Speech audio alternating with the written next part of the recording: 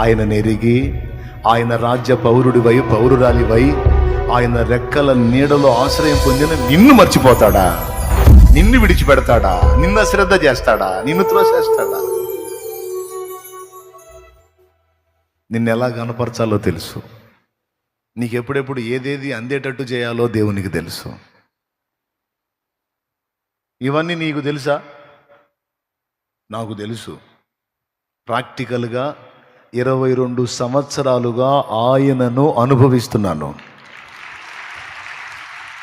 అనుసరించటం కాదు, ఏకంగా అనుభవిస్తున్నాను ఆయన్ని. ఆయన రెక్కల నీడలో ఉన్న ఆదరణని. మారానుభవం మధురముగా మార్చగలవు నీవు. మోడు